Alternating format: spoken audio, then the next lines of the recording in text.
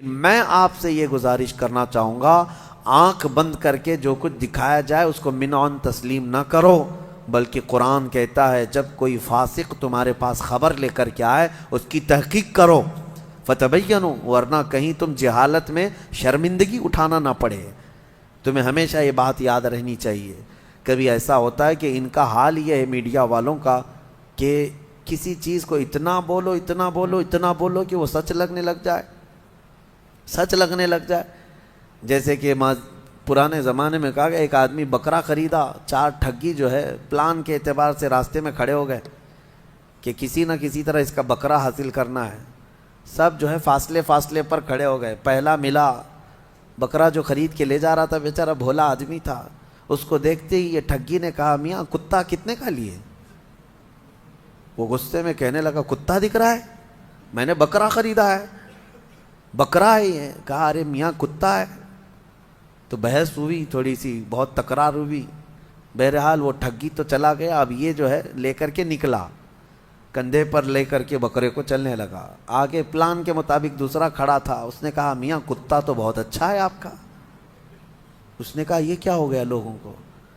پھر اس سے تھوڑی بہت بحث کیا، لڑا کہ تم کو کیا ہو گیا کہ میرے بکرے کو کتا کہہ رہے ہو، میں بکرا لے کر کے آیا ہوں۔ وہ ٹھگی ہنسنے لگا، تم کو لگ رہا ہوگا لیکن ہے وہ کتا، یہ کہہ کر کے وہ چلا گیا۔ دو جب ہو گئے تو دل میں شک آنے لگ گیا، میں نے کتا تو نہیں خریدا۔ اس کو پکڑ پکڑ کے تو دیکھا، جگہ جگہ سے سب بکرا ہی دکھا۔ خیر دل کو اپنے منا لیا، چلا۔ تیسرا ٹھگی کھڑا تھا، اس نے کہا میاں بہت خوبصورت کتا لے جا رہے ہو، گھر کے لیے لیے ہیں یا کسی اور چیز کے لیے؟ بالکل نارمل انداز میں۔ اب اس کو تھوڑا اور زیادہ شک ہو گیا، پہلا بولا تھا، دوسرا بولا تھا، اب تیسرا بھی بول رہا ہے، میری آنکھوں کا قصور تو نہیں ہے کہ کتا ہی ہے یہ؟ کندھے سے اتار دیا، بحث نہیں کیا۔ گھر قریب تھا، گھر کے پاس ہی وہ چوتھا ٹھگی بھی کھڑا تھا، وہ آخری تھا۔ اس نے کہا کہ میاں کتنے کا کتا لائے آپ نے؟ یہ کتا تو میں بھی ڈھونڈ رہا تھا، اس طرح کا کتا ملتا نہیں ہے۔ وہ بیچارہ چھوڑ کے بھاگ گیا۔ کہا لے لو بھائی، یہ کتا مجھ سے غلطی ہو گئی، میں بکرا لانے گیا تھا، کتا آ گیا تھا، بکرا ہی، لیکن بیچارہ وہ کتا وہ چھوڑ کر کے چلا گیا۔ وہ چاروں ٹھگیوں نے اپنے اپنے پلان کے مطابق اس کا بکرا حاصل کر ہی لیا، وہ خالی ہاتھ گیا۔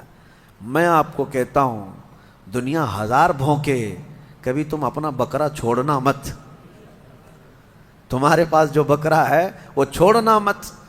دنیا کو بھونکتی ہے، بھونکنے دو۔ جہاد ہاں ہے میرے پاس جہاد، نماز ہاں ہے نماز سب سے بہترین عبادت، داڑھی ہاں سب سے بہترین چیز ہے مرد کے لیے۔ ان کے بھونکنے سے تم اٹھا کر کے کیوں نالیوں میں پھینکتے ہو؟ ان سے کہو نہیں۔ کچھ لوگ یہ تمہیں بار بار ٹونٹ ماریں گے کہ یہ کیا ہے داڑھیوں کا، پرانا زمانے کا طریقہ ہے۔ کہو تم اپنی چوٹیاں سنبھالو، ہم اپنی داڑھیوں میں خوش ہیں۔ نبی پاک صلی اللہ تعالیٰ علیہ وسلم کی سنت مبارکہ، اس طرح سے کچھ چیزوں کو ٹارگٹ کر کر کر کے تم سے دور کیا جاتا ہے۔ اور یہ دنیا کی جو خبریں دینے کے لیے بٹھائے گئے ہیں، یہ سب وہی ٹھگی ہیں جو بکرے لینے بیٹھے ہوئے ہیں۔ میڈیا میں جتنے چینل میں بیٹھے ہیں سب ٹھگی ہیں، تمہارے بکرے لے لیں گے۔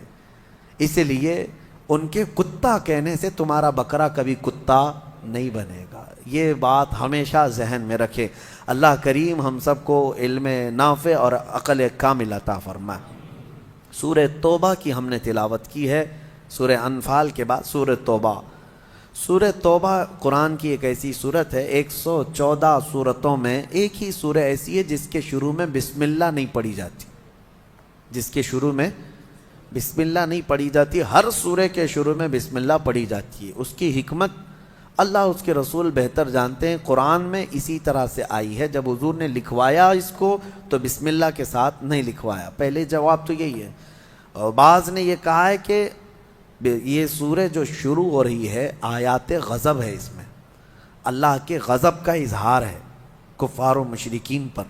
اور بسم اللہ چونکہ آیت رحمت ہے، بسم اللہ الرحمن الرحیم، اللہ کی رحمت کا ذکر ہے بسم اللہ میں، تو آیت رحمت ہے بسم اللہ، اور آیت غضب دونوں کو ملانا مناسب نہیں۔ اس لیے بعض بزرگوں نے فرمایا سورہ توبہ کے شروع میں بسم اللہ نہیں پڑھی جاتی۔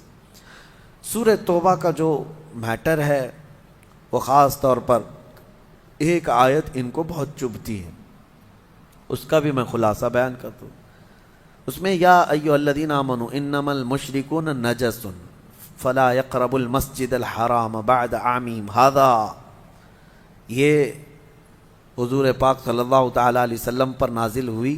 اللہ نے فرمایا اے ایمان والو، بے شک مشرک نجس ہیں۔ کیا ہے؟ نجس ہے۔ یہ چیز بہت کھلتی ہے ان کو، یہ کہا گیا ہے کہ ہم کو نجس کہا گیا ہے، ناپاک کہا گیا ہے۔ نجس ہوتا کیا ہے؟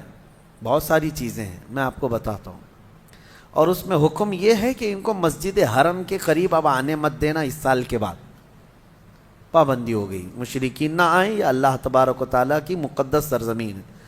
آج تک اس پر عمل ہے کہ حرمین طیبین مکہ میں بھی اور مدینے میں بھی غیر مسلم کو الاؤڈ نہیں ہے۔ یہ ابھی کچھ یہودی سعودی داخل ہو رہے ہیں، ان کی کرپا، ان کی مہربانی، بھائی بھائی کو داخل کر لے رہا ہے، الگ بات ہے، لیکن ویسے اسلامی قانون یہی رہا برسوں سے۔ اب ان کا سوال یہ ہے کہ مشرکین کو نجس کیوں کہا گیا؟